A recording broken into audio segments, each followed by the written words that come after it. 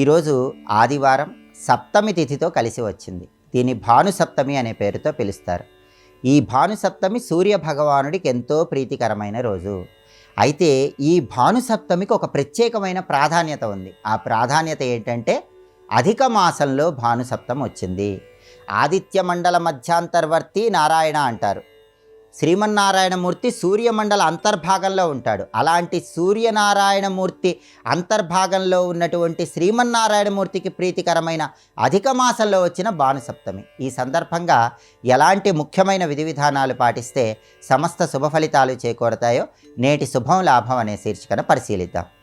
ప్రధానంగా పురుషోత్తమ మాసంగా పిలువబడే అధిక మాసంలో వచ్చిన భానుసప్తమి సందర్భంగా ఈరోజు చేసేటటువంటి సూర్య సంబంధమైన ఆరాధనలు కొన్ని వేల రెట్లు విశేషమైన శుభ ఫలితాలను కలిగింపజేస్తాయి.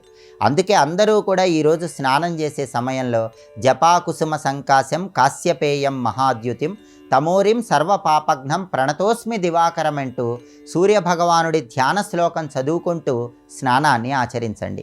స్నానం చేసిన తర్వాత సూర్యభగవానుడికి తప్పనిసరిగా ఈరోజు అర్ఘ్యప్రదానం చేయండి. ఎందుకంటే మామూలు మాసాల్లో వచ్చే భానుసప్తమి కంటే అధిక మాసంలో వచ్చే భానుసప్తమి చాలా విశేషమైన ప్రయోజనాలను కలిగింపజేస్తుంది. కాబట్టి ఈరోజు ఇచ్చేటటువంటి అర్ఘ్యము అమోఘమైన శుభ ఫలితాలను కలిగింపజేస్తుంది. అందుకే బాగా శుభ్రంగా తోమినటువంటి ఒక రాగి చెంబును తీసుకోండి. ఆ రాగి చెంబులో జలం పోసి ఆ జలంలో సూర్యప్రీతికరమైనటువంటి ఎరుపు రంగు పుష్పాలు కొన్ని వేయండి. సూర్య భగవానుడికి కుంకుమ పువ్వు అంటే ప్రీతిపాత్రం కాబట్టి కొద్దిగా కుంకుమ పువ్వు పొడి ఆ నీటిలో కలపండి. ఎర్రచందనం అంటే కూడా సూర్యుడికి ప్రియం కాబట్టి ఎర్రచందనం కూడా కొద్దిగా ఆ నీటిలో కలిపి ఆ తర్వాత తూర్పు వైపు తిరిగి కింద ఒక పళ్ళెని ఉంచి ఆ పళ్ళెంలో పడే విధంగా మిత్ర, రవి, ఖగ, సూర్య, భాను, పూష, హిరణ్యగర్భ, మరీచి, ఆదిత్య, సవిత్రు, అర్క, భాస్కర అనే సూర్యుడి 12 నామాలు చెబుతూ ఒక్కొక్క నామానికి ఒక్కొక్కసారి అర్ఘ్యం విడిచిపెట్టండి. అలా 12 నామాలకి 12 సార్లు అర్ఘ్యం విడిచిపెడుతూ ఆ నీళ్లు కింద ఉన్న పళ్ళెంలో పడేలాగా సూర్యుడికి అర్ఘ్యం ఇవ్వండి. ఆ తర్వాత ఆ పళ్ళెంలో ఉన్న నీళ్లు ఎక్కడైనా మొక్కలో పోయండి. ఇలా సూర్యభగవానుడి ప్రీతి కోసం అర్ఘ్యం విడిచిపెట్టండి.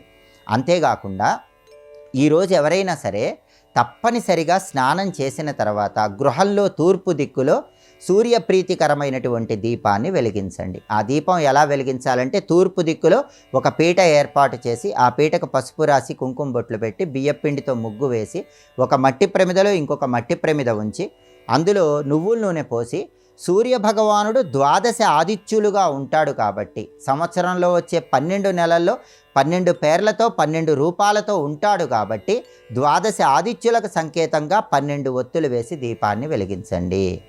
ఆ 12 ఒత్తులు కూడా కలిపి ఒకే ఒత్తిగా చేసి ఆ ఒత్తి తూర్పు దిక్కు వైపు వెలిగేలాగా దీపం పెడితే సూర్యుడి సంపూర్ణమైన అనుగ్రహం సులభంగా కలుగుతుంది.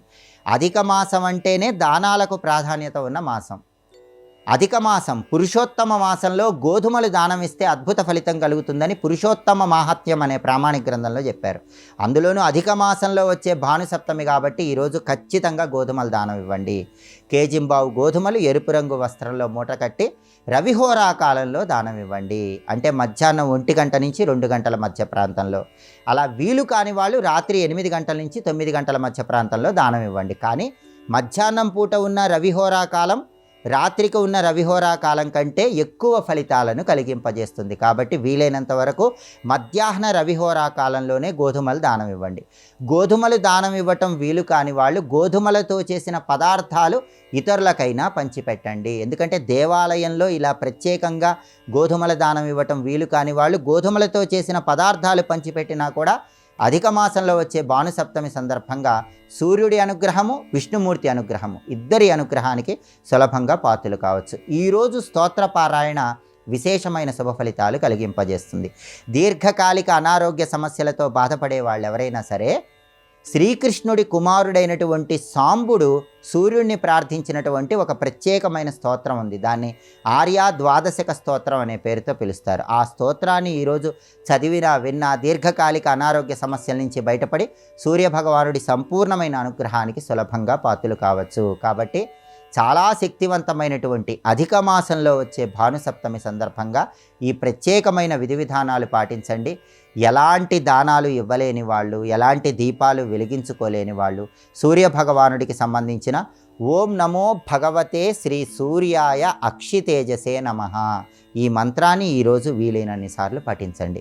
చాలా శక్తివంతమైన మంత్రం. ఓం నమో భగవతే శ్రీ సూర్యాయ అక్షితేజసే నమః. ఈ మంత్రం చదువుకున్నా కూడా శ్రీ మహావిష్ణువు స్వరూపమైనటువంటి సూర్యనారాయణమూర్తి అనుగ్రహము పురుషోత్తమ మాసంలో వచ్చే భానుసప్తమి నాడు ప్రతి ఒక్కరూ సులభంగా పొందవచ్చు.